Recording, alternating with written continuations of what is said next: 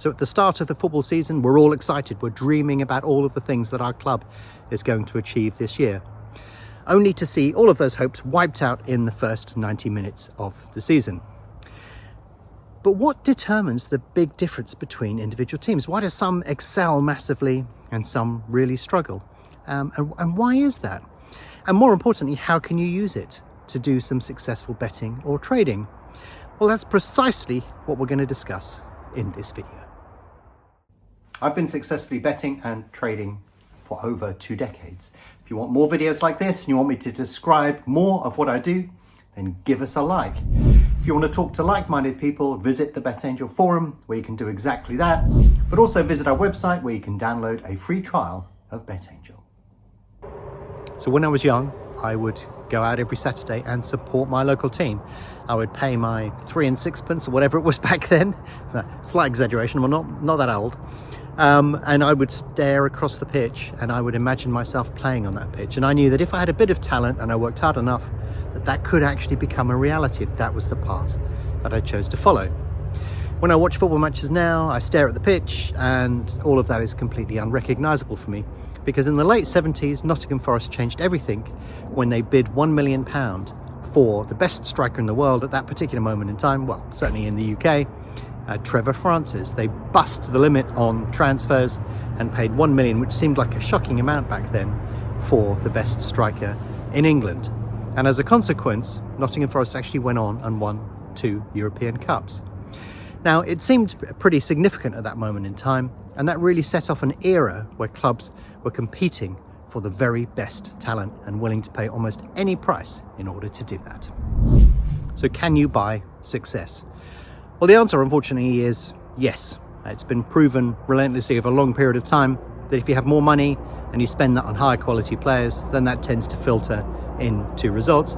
And the opposite is true as well. If you don't have the money to compete at that level, then you really don't stand a chance.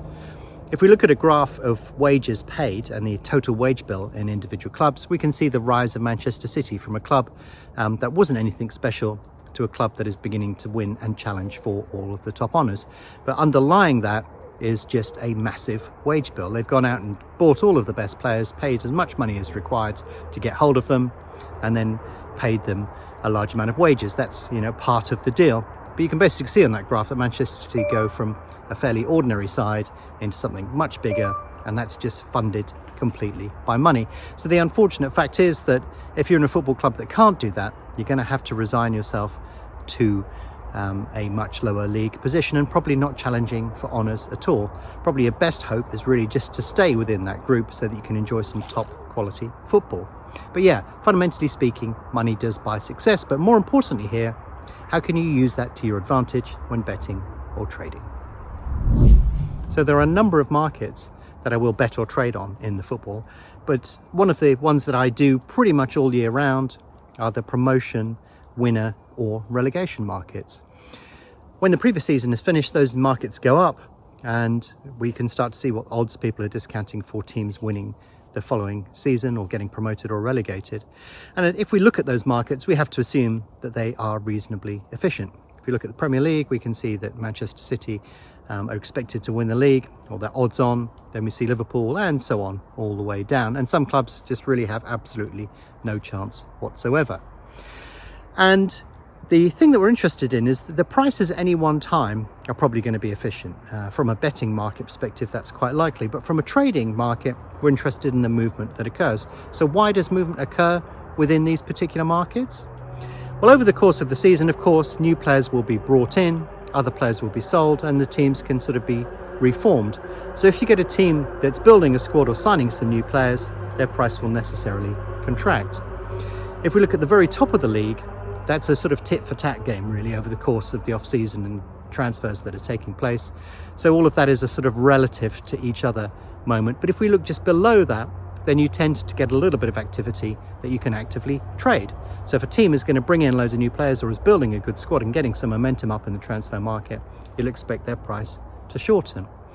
And that's exactly what we've seen this year when we look at teams like Arsenal. They've been busy in the transfer market, and necessarily the chance of them winning the league is improving. It doesn't mean that they're going to win the league, but it means that their chance of doing that, if that were to occur, has increased, and therefore their price has shortened. You can actively trade that.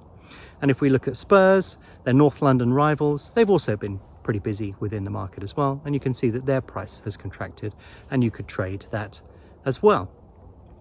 But if we look at Manchester United, they have also been busy within the market, but they've also had this setback with Cristiano Ronaldo, who basically has said that he doesn't want to stay there. So as a consequence, we've seen their price come in a little bit, but then react to that news on Cristiano Ronaldo. So when you see transfer news, or you see transfer speculation, and you see a number of different things like that happening, then necessarily that will affect the price, and you can actively trade it. But that also does leave this situation whereby there are certain teams that are never going to win the league, who are priced at ridiculous amounts. However, you can do the opposite. You can have a look at the relegation odds. So if we look at the other end of the Premier League, we can look at the relegation markets. And it's fair to say, I don't think I'm doing any of these teams a disservice. They're probably not going to win the league, but there is a chance that they could be relegated. So the same rules apply here as well. And probably the big news that we saw in the transfer window was Jesse Lingard going to Nottingham Forest, the newly promoted Nottingham Forest. That was a big signing for them. I don't know how much they're going to pay him to join them. I know he's on a one-year contract. But when you get large or significant transfer news like that, that is necessarily going to have an impact on their price. So on this occasion, we can look at the Nottingham Forest graph, and we can basically say that, you know, as they've been building their squad, their chance of being relegated is getting less and less, and that necessarily creates a lay to back opportunity within the market. We could effectively trade that activity within the market and be able to profit from it. So in the same way that we did that within the winner market on the Premier League, we could actually do that on the relegation market as well. At either end of the table, if there's significant transfer news in one direction or another, that will impact the price, and you can trade it. So transfers significantly affect the prices of promotion, relegation or winner markets. That can have an impact on all of those. And you get a transfer window from June until September, so there's still plenty of room for some movement within these particular markets, even at the start of the season. And then of course we get another opportunity to see mayhem unleashed within the markets when we get into the January transfer window, which just runs over the month of January. However, around this time, you also get a few other opportunities that are created that are definitely worth looking at.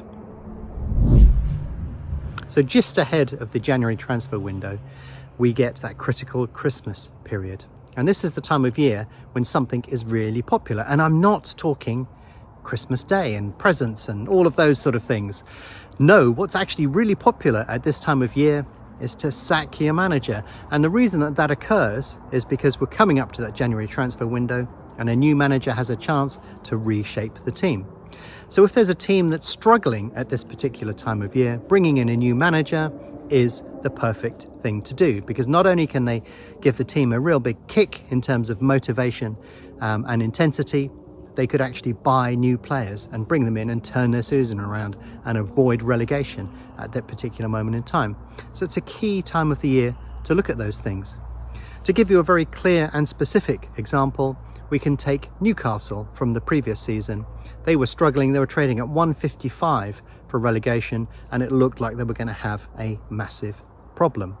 However, in comes some money to the club, and necessarily that allows them to turn it around. It allows them to buy some players in the January transfer window, get a new manager, and all of a sudden, with a few wins under their belt and a little bit of form, they are clear of that relegation zone.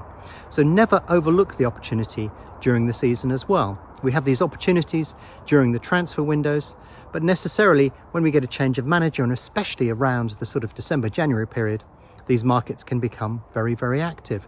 And if you want some evidence of just how useful these markets are, if we look at the relegation markets from last year in the Premier League, there are actually 7 teams that traded at odds of 2 or lower. And if we nudge that window out to 208, there were actually 8 teams that traded at odds of 2 or lower. So you could have laid any one of those from an outright perspective and done pretty well, or you could have actually done a later back in a trading perspective and done even better. So yeah, don't discount this type of strategy as the season progresses, because there are always opportunities there. So when we're looking at promotion or winner markets, over the course of the season, those markets, the odds in those markets have to represent the number of points that the team has scored and the number of points more than they have against their opponents within that particular league. That makes perfect sense. But what often happens within the promotional winner markets is that a team gets off to a really good start and their price comes absolutely crashing in. Now, the market has to do that because it has to be reflective of the number of points that they've got and their chance of winning the league at that moment in time. But it very often doesn't discount things that could happen between that point and the end of the season. So very often it's worth laying teams at very short odds, not with the anticipation that they're not going to win the league, but just that they will have a little bit of a bump in their form at some point. So if they get a bump in form, they could perhaps have a lot of fixture congestion, they could have some injuries to key players, then you'll begin to see the price go up, at which point you can cash out. But typically the path to a championship or promotion is not smooth and plain sailing. Typically what tends to happen is the team will lose form at some point in the season for some reason or another, and that gives you the opportunity to trade that particular scenario as well. So whether you like it or not, money buys success. The more money you have, the more likely your club is to be successful. The less money you have, the less likely your club is to be successful, and that is a fact. But from a betting or trading perspective, you can take advantage of that when you see these transfer opportunities. When clubs are building decent squads, that can actually shorten their price for the title or for promotion. And if you look at the other end of the table, if a club is struggling and they bring somebody new in, and including a new manager, that can turn around their particular season. So there are lots of opportunities around here. I've talked specifically about the transfer window because of the time of year that I'm doing this video, but you do have those opportunities that occur during the season as well. And it's the sort of market that you can pretty much trade, 9 to 12 months of the year almost. It opens immediately the previous season has closed, and all of these impacts, these transfer windows, the squad building, manager resignations, players leaving or arriving, can create absolutely fantastic betting or trading opportunities.